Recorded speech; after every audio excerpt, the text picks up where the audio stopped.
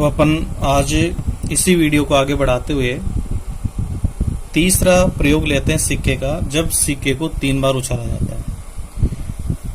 तो देखिए, जैसे मान लो जब सिक्के को 3 बार उछाला जाता है, तो इस प्रयोग के लिए कुल संभावित परिणाम केवल हमें एक बार ज्ञात करना होगा। तो उसके लिए अपन सीधा भी लिख सकते हैं कि कुल संभावित परिणाम। तो देखिए, इसमें 3-3 के जोड़े बनेंगे। मैं एक बार इसको पूरा वापस बता दूं। जैसे एक बार उछालते हैं तो ST आता है, 2 बार उछालते हैं तो फिर ST आता है, 3 बार उछालें तो फिर तीसरी बार ST आएगा। अब 2 बार तो हमने इसका कार्तीय गुणनफल पहले से सीख रखा है, तो एक समुच्चय बनेगा 2-2 का जोड़ा, H का संबंध H के साथ तो HH, फिर H का संबंध T के साथ तो ST, फिर दूसरा अवयव लेंगे TH और TT। लेकिन एक बार कार्तीय गुणनफल इसका और बच जाएगा, फिर इसका अपन जोड़ा बनाएंगे। तो देखो, पहले ये अवयव लेंगे, इसका संबंध हम इनके दोनों अवयवों के साथ करेंगे, तो आएगा H H H और फिर आएगा H H T। फिर ST को लेंगे तो ST के साथ H होगा और फिर HT के साथ T होगा। अब लेंगे TH को, तो THH और THT, फिर TT के साथ लेंगे TTH और TTT। अब देखिए, इसी में मैं एक बार आपको समझा दूं। जैसे ये हो गए 1 2 3 4 5 6 7 8 परिणाम हो गए। और यदि हम इसको डायरेक्ट लिखें, इतना बड़ा नहीं लिखें, तो सीधा भी लिख सकते हैं, कुल संभावित परिणाम। यानी सिक्के को 3 बार उछालना है तो 2 को 3 बार गुणा कर दें तो 8 आ जाता है। ये सीधा लिखने का तरीका है, इससे क्वेश्चन को समझने में ज्यादा आसानी रहती है, तो अपन ये भी करेंगे। अब इसका मतलब होता है कि जैसे HH का मतलब हुआ, इसमें HHH का मतलब हुआ कि सिक्के में तीनों बार उछालने पर, देखो इसमें एक बात और है, एक सिक्के को 3 बार उछालें या 3 सिक्कों को एक साथ उछालें, प्रयोग एक ही प्रकार का माना जाता है। तो जैसे 3 बार सिक्के को उछाला, तीनों बार हेड आ गए, इसमें 2 बार हेड 1 बार टेल है, इसमें पहले हेड फिर टेल फिर हेड है, इस प्रकार से ये है। और ये TT का मतलब है तीनों बार ही टेल आ गए। तो इसमें से प्रश्न बनते हैं। तो जैसे मान लो मैं एक इसका एग्जांपल लेता हूं, तो संभावित परिणाम तो अपन निकाल चुके हैं, 3 बार उछालने पर 8 होंगे। अब इसका किस प्रकार के प्रश्न होंगे, 1-2 अपन एग्जांपल लेते हैं इसके, कि जैसे ये पूछ लिया जाए कि सिक्के को 3 बार उछाला जाता है और तीनों बार ही चित्त या पट आने की प्रायिकता ज्ञात कीजिए, तीनों बार। तो देखिए, अपन अनुकूल परिणाम निकालने के लिए देख सकते हैं, तीनों बार चित्त या पट, देखो तीनों बार ये चित्त आ रहा है और तीनों बार ये पट आ रहा है। तो इसमें परिणाम कुल मिलाकर के कितने हो रहे हैं, चित्त या पट दोनों पूछे इसमें कि चित्त या पट। तो तीनों बार चित्त है, तीनों बार पट है, तो 2 परिणाम होते हैं इसके। तो ये हो जाएगा अनुकूल परिणाम 2 हो जाएंगे। तो इसकी जो प्रायिकता है, ये प्रायिकता अपनी आ जाएगी 2/8, तो ये हो जाएगी 1/4। दूसरा क्वेश्चन जैसे अपन लेते हैं, सिक्के को वही 3 बार उछाला गया, कुल संभावित परिणाम यही होंगे। और इसमें ये पूछ ले कि एकांतर तय यानी एकांतर क्रम में चित्त या पट आने की प्रायिकता ज्ञात कीजिए। देखो, इसमें एकांतर क्रम में चित्त या पट है, तो हम इसका अनुकूल परिणाम निकालेंगे। तो अनुकूल परिणाम के लिए देखो, मैंने जो समुच्चय बना रखा है इसी में बता देता हूं। चित्त या पट एकांतर क्रम में होना चाहिए। एकांतर क्रम का मतलब है, देखिए ये तो तीनों बार हेड आ गया, इसमें 2 बार हेड फिर टेल है, ये एकांतर क्रम नहीं है, ये है एकांतर क्रम। 1 बार हेड फिर टेल फिर हेड, ये एकांतर क्रम हो गया। फिर ये भी नहीं है, ये भी नहीं है, ये हो गया, टी आ गया, फिर एच आ गया, फिर टी। तो केवल ये 2 परिणाम ही होते हैं। इसका मतलब इसके अनुकूल परिणाम भी 2 होंगे। तो इसकी जो प्रायिकता है ये हो जाएगी 2/8, यानी इसकी प्रायिकता भी 1/4 आ रही है। अब इसमें जो इंपॉर्टेंट क्वेश्चन बनता है वो मैं एक बार तीसरे नंबर पर ये बता दूं कि जैसे इसमें भी ये पूछ लेते हैं कि सिक्के को 3 बार उछाला गया है और इसमें यह आ जाए कम से कम 1 बार चित या पट आने की प्रायिकता ज्ञात कीजिए। देखिए, जैसे कम से कम चित के लिए पूछ ले या पट के लिए, तो किसी एक के लिए हम निकाल लेते हैं अनुकूल परिणाम। तो इसमें गलती होने की चांस रहता है।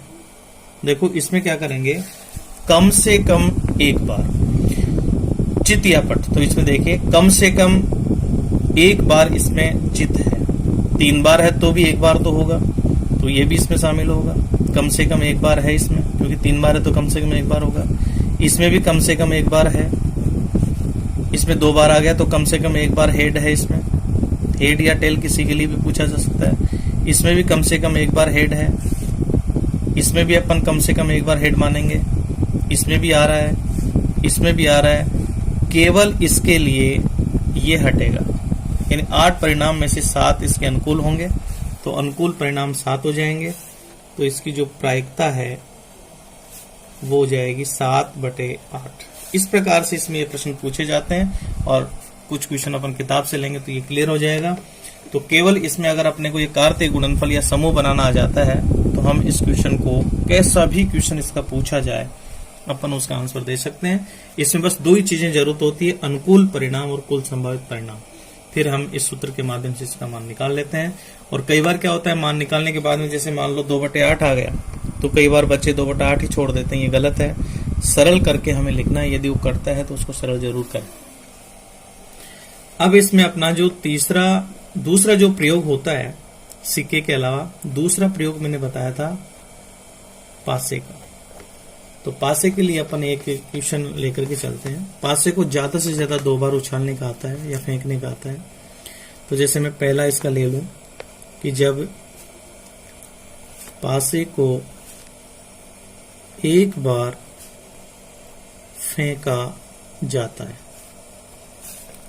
तो कुल संभावित परिणाम।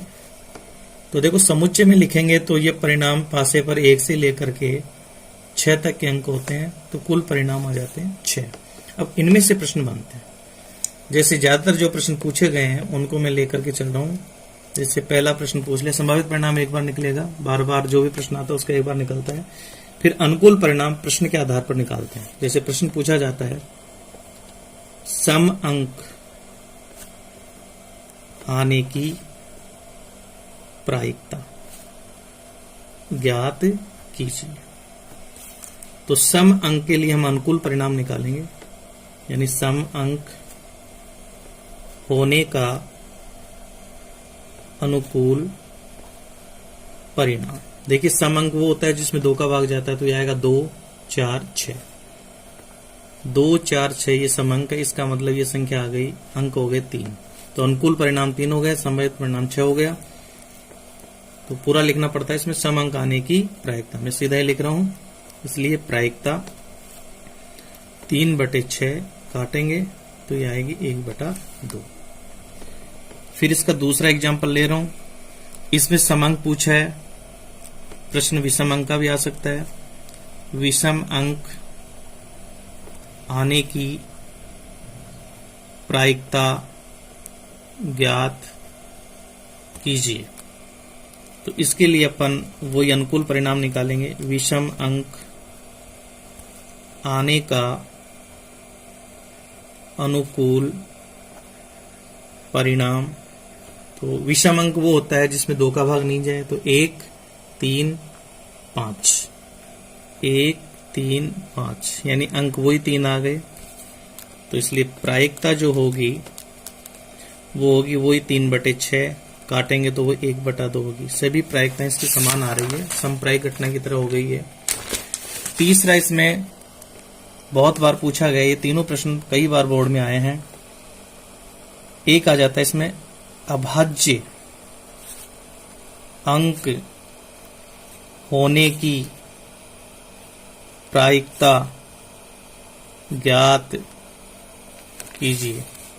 इसलिए अपन निकालेंगे अभाज्य अंक होने का अनुकूल परिणाम। देखो, अभाज्य अंक लिखते समय गलतियां हो जाती है समुच्चय में।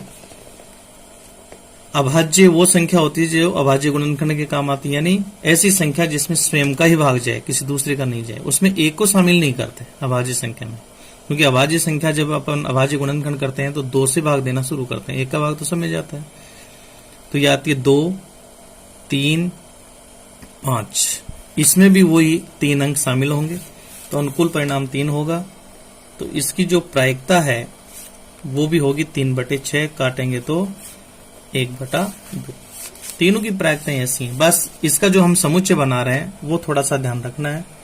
अभाज्य अंक में 2 3 5 आता है, विषम अंक में 1 3 5 आता है, और सम अंक में 2 4 6 आता है। अब जैसे मान लो, आप खुद भी इसमें प्रश्न बना करके कर सकते हैं, मैं केवल प्रश्न बता देता हूं किस प्रकार से करें। जैसे इसमें ये पूछ ले, पासे को एक बार फेंका गया, 4 से बड़ा अंक आने की प्रायिकता। तो अनुकूल परिणाम में 4 से बड़ा अंक आएगा, 5 और 6 यानी 2 अनुकूल परिणाम होंगे। तो 2/6 इसकी प्रायिकता हो जाएगी, काटेंगे 1/3 हो जाएगी। ऐसे ही मान लो 4 को भी शामिल कर ले। जैसे प्रश्न ये पूछ ले, पासे को एक बार फेंका गया, 4 या 4 से बड़ा अंक आने की प्रायिकता। 4 या 4 से बड़ा यानी 4 भी शामिल हो गया, तो 4 5 6 वो 3 अंक आएंगे, तो 3/6 प्रायिकता यानी 1/2 हो जाएगी। इस प्रकार ये निकल जाता है। और एक ऐसी घटना होती है जो घटित ही नहीं हो सकती। जैसे पासे को एक बार फेंका गया और आपसे ये पूछ ले 7 अंक आने की प्रायिकता बताओ, तो पासे में 7 होता ही नहीं है। तो ये घटनाएं कहलाती असंभव घटना, और असंभव घटनाओं की प्रायिकता सदैव 0 होती है। 0 प्रायिकता उसकी होती है असंभव घटना। ऐसे ही अगर हम सभी संप्रायिक घटनाओं का योग करें, योग वाला कोई प्रश्न आ जाए, ये पूछ ले कि बताइए सभी संप्रायिक घटनाओं का योग कितना होता है, तो आप उसमें बेझिझक लिख सकते हैं 1 होता है, क्योंकि प्रायिकता का मान 0 या 0 से बड़ा, 1 या 1 से छोटा होता है। यानी सारी घटनाएं घटित होकर के, जैसे मान लो संप्रायिक घटनाएं होंगी जिनकी प्रायिकताएं समान होती हैं, उनको यदि अपन जोड़ते हैं उस प्रयोग को, तो उसका योग 1 ही बनता है। और ऐसे ही देखो, अपन एक छोटा सा मैं एक इसका एग्जाम्पल और ले रहा हूं, जो मैंने पढ़ाते समय कहा था कि एक प्रश्न आता है प्रायिकता सिद्धांत से, और वो प्रायिकता सिद्धांत मैंने आपको लिखवाया था कि जैसे 2 पूरक घटनाएं होती हैं, उनकी प्रायिकताओं का योग हमेशा 1 होता है। घटना घटित होने की प्रायिकता P है, और उसी घटना के घटित नहीं होने की प्रायिकता P बार है बराबर 1। तो इसमें प्रश्न देखो, बोर्ड में कई बार कैसे पूछा है कि कैसे, जैसे मान लो मैं प्रश्न पूछ लिया, एग्जाम्पल दे रहा हूं मैं इसका, कि एक छात्र के प्रश्न हल करने की प्रायिकता 2/3 है। देखिए, एक छात्र के प्रश्न हल करने की प्रायिकता दे रखी है 2/3 है, तो प्रश्न हल नहीं करने की प्रायिकता ज्ञात कीजिए। बुक्स में भी ऐसे क्वेश्चन दिए हुए हैं, एग्जाम्पल में भी हैं, ये बोर्ड में पूछा गया प्रश्न भी था ऐसा। तो देखिए, प्रश्न हल करने की प्रायिकता को अपन मान लेते हैं कि माना हल करने की प्रायिकता ये दी हुई है, इसको अपन लिख देते हैं PE बराबर, इसका मान हो गया 2/3, और पूछा है हल नहीं करने की प्रायिकता, इसको अपन मान लेते हैं PE बार, ये हमने माना है। तो अपने आप ही हो गया कि हम इसे प्रायिकता सिद्धांत से हल कर सकते हैं। प्रायिकता सिद्धांत से ऐसे पूरी चीजें लिखते हैं तो देखो चेक करने वाले को नंबर अपन मजबूरी से जबरदस्ती छीन के ले सकते हैं। उसे अच्छा भी लगता है जब क्रमबद्ध तरीके से किसी प्रश्न को किया जाए तो बहुत अच्छे नंबर आते हैं। पीई प्लस पीई बार बराबर 1, तो यहाँ पी का मान हमारे पास है 2/3 प्लस पीई बार हमें ज्ञात करना है बराबर 1। अब इसका पक्षांतरण करेंगे तो पीई बार ये बाएं पक्ष में रह जाएगा बराबर 1 और माइनस 2/3 इधर ऋणात्मक हो जाएगा। तो ये होगा पीई बार बराबर ये 1/1 मान सकते हैं। एलसीएम आएगा इसका 3, तो ये 3 एकम 3 -2, यानी प्रश्न को हल नहीं करने की जो प्रायिकता है वो 1/3 होगी। ये 1/3 होती है। इस प्रकार हम इसको हल करके निकाल लेते हैं। तो इस प्रकार आप कर सकते हैं। देखिए इसमें आप एक काम कर सकते हैं कि प्रायिकता वाले ये प्रश्न तभी समझ में आएंगे जब आप इसके 2 वीडियो मैंने आपको पहले दिए हैं, पार्ट 1 पार्ट 2, जो मैंने डिस्क्रिप्शन में आपको ये दिए हुए मिलेंगे। आप उनको भी देखें और फिर इसको देखें तो अच्छा समझ में आएगा। Thank you.